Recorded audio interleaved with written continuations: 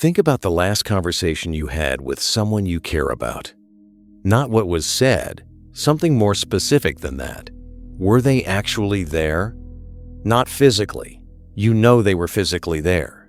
But were they present for you as a person in a way that you could feel? And the harder question, were you present for them? Martin Buber spent his life asking what it actually means for one human being to genuinely encounter another. His answer was more disturbing than comforting. Most of what we call relationships, he argued, are not relationships at all. They are arrangements, transactions. Two people using each other, not cruelly, not intentionally, but using each other nonetheless. And the moments of genuine encounter, when one person truly meets another, are far rarer than we believe. He published his most important work in 1923. A century later, his diagnosis has only become more accurate. Buber was born in Vienna in 1878. His parents separated when he was 3, and his mother disappeared. She simply did not return one day, and no one told him why. He would later say that this moment, this unmeetable waiting for a mother who had gone, was the seed of everything he would spend his life thinking about. What does it mean to be truly met by another person? What happens to a person who waits to be met and finds no one there? He grew up in the home of his grandparents in Lviv, where his grandfather was a respected Talmudic scholar. He studied philosophy in Vienna, Berlin, Leipzig, Zurich. He became involved in the early Zionist movement, then grew disillusioned with it, then devoted himself to the study of Hasidic Judaism, the mystical, communal, joy-centered strain of Jewish practice, and eventually to the philosophy of dialogue that would define his life's work. He was a man of extraordinary intellectual range. He corresponded with Albert Einstein, debated with Carl Jung, held a public dialogue with Carl Rogers about the nature of genuine encounter in therapy. But the moment that changed the direction of his thinking was not philosophical. It was personal. A young student came to him one morning wanting to talk. Buber received him, but his mind was elsewhere. He had just come from a religious experience, an inner absorption that he felt was more important than conversation. He gave the student his time, but not his presence. He answered the questions the student asked, but did not attend to the questions the student had not asked. Later, Buber learned that the student had been in the grip of a decision about whether to continue living. He needed not information, but genuine encounter, and Buber had not been there for him. The student went to war and died. Buber called this a mismeeting. Two people in the same room, words exchanged, presence withheld. He spent the rest of his life trying to understand what genuine meeting required and why it was so rare.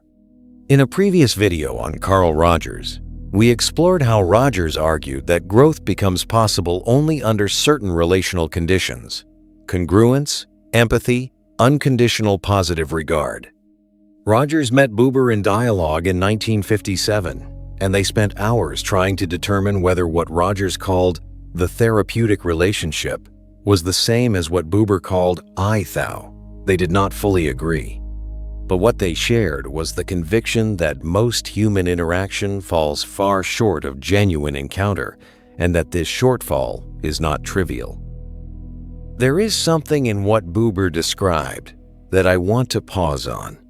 He called what he witnessed in his student's visit a mismeeting two people in a room, one of them desperately needing to be met, and the other not present enough to know it. If you are watching this and something in that story landed somewhere real, this channel exists for exactly that, for the examination that most conversations don't make room for. If you have ever been in that room and felt the mismeeting on either side of it, I want to hear about it in the comments. Subscribe to the Lucid Mind, not as a habit, but as a decision to keep thinking. Buber proposed that there are two fundamental ways a person can relate to anything in the world. He called them I-thou and I-it. The I-it relation is the relation of use. When I relate to something as it, I am relating to it as an object, as something that exists in categories, that has measurable properties, that serves a function. The chair I sit on is an it. The weather is an it. The traffic is an it. So far, this seems obvious. Objects are objects. But Buber's insight was that we also relate to people as it, and that this is not only possible, but is, in fact, the default mode of almost all social life. The colleague I nod to in the corridor is an it. A role, a name, a category. The stranger whose coffee order I overhear is an it. But also, and this is where it gets uncomfortable, the friend I am half listening to while thinking about something else is an it. The partner I am kind to out of habit is an it. The child I am managing rather than meeting is an it. This does not make me a bad person. It makes me a person operating in the I-it mode, which is the only mode in which most of human life can be practically managed. Buber did not argue that the I-it relation was wrong or should be abolished. He argued that it was incomplete, that a life lived entirely in the I-it mode is a life without genuine encounter, and that the hunger for genuine encounter is one of the deepest and most consistently unmet needs in human experience. In a previous video on Donald Winnicott, we explored how the capacity for genuine presence develops from the earliest relational experiences, how the child who was held well enough learns to inhabit a self that can meet another. What Buber is describing is the adult version of that same dynamic, what it means to actually be present to someone, and how rarely we are. The I-thou relation is different in kind, not just in degree. When I encounter someone as thou, I am not encountering their role, their function, their usefulness to me, or their membership in any category. I am encountering them as a unique presence, irreducible to any description, met in this moment only, known through participation rather than observation. Buber described this with language that is deliberately resistant to paraphrase. He said that in the I-thou moment, the other person does not fill a function in my world, they become the world. The boundary between I and thou does not disappear, but it becomes porous. Something passes between us that could not exist in either of us separately. He called this the between the relational space that is generated when two people genuinely meet. It is not inside me and not inside you. It exists only in the encounter. It is what is missing in most of what we call connection. I-thou moments cannot be manufactured. They cannot be produced by a technique or sustained by an effort of will. They arise or they do not. What can be cultivated is the quality of presence that makes them possible. The willingness to step out of the managing, categorizing, I-it mode and actually be with the person in front of you. What does this look like in practice? It looks like the conversation that stops being about the agenda and starts being about the person. The moment when you put down what you were about to say and actually heard what was just said. The conversation after the funeral that lasted 4 hours and did not feel like 4 hours. The look exchanged with a stranger that required nothing and left something. You have had these moments. They are recognizable because they feel different from ordinary interaction, more vivid, more real, more costly in some way, and more nourishing. Buber's argument is not that you need more of them, though you might. His argument is that understanding what they are changes how you understand what is missing from everything else. Buber died in 1965, 12 years before the first personal computer and 30 years before the internet. He never saw a smartphone. He never saw a social media platform. He never saw the particular form of I-it that arises when human attention is systematically trained to process others as content. But he would have recognized it immediately. The structure of almost all digital interaction is I-it by design. A profile is a description of a person, a category, a set of attributes, a role. Engagement metrics measure the functional utility of another person's output. The act of scrolling is the act of moving through a world populated entirely by objects, each of which competes for your attention by conforming to your preferences rather than by asserting their own irreducible presence. This is not a moral indictment of digital life. It is an observation about the structural conditions that make I-thou impossible. Genuine encounter requires presence. It requires the willingness to be affected, changed, surprised by another person's reality rather than your own projection of them. Presence cannot be compressed into a post, a thread, a reaction, a voice note.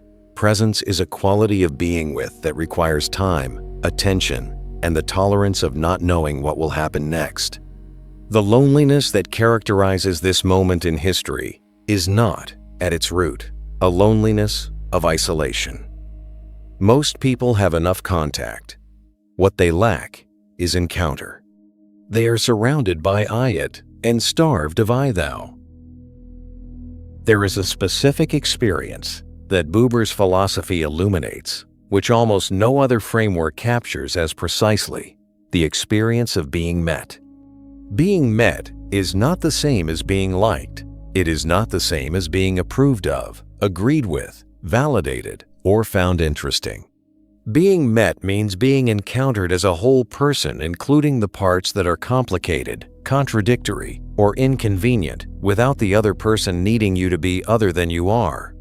Most people have been met very rarely.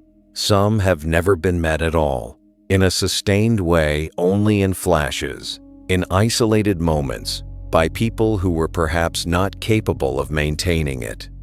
The absence of being met does not always announce itself as pain. It announces itself as the persistent sense that something is missing from social life without being able to name what. Buber argued that one reason the I-thou moment is so transformative is precisely that it is so rare.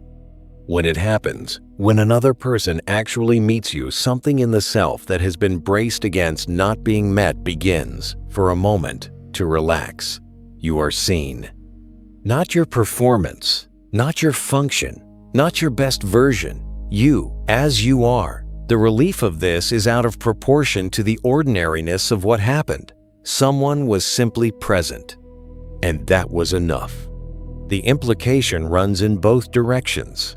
If being met is that powerful, then the question is not only, who meets me? The question is also, who am I present for?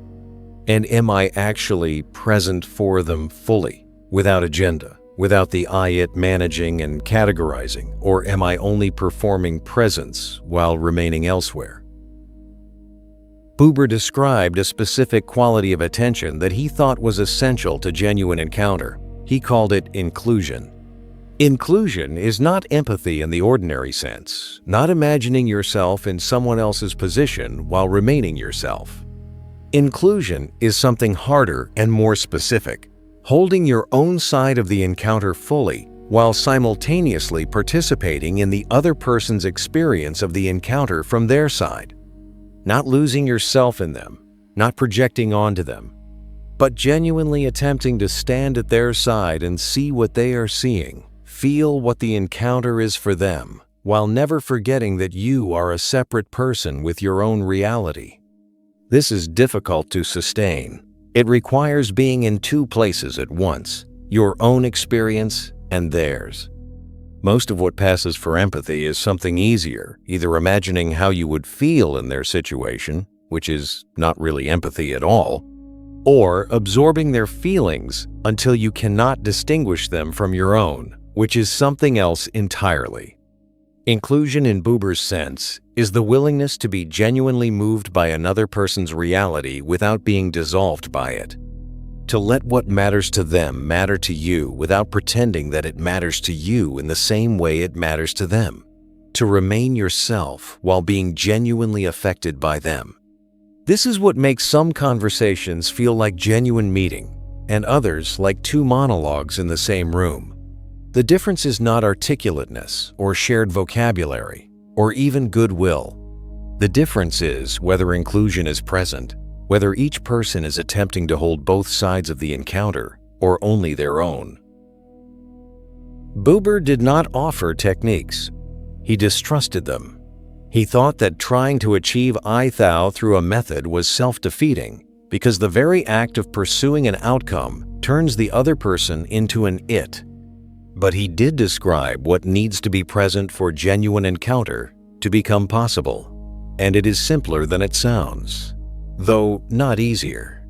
The next time you are in a conversation that matters to you, notice the moment when you stop listening and start formulating your response.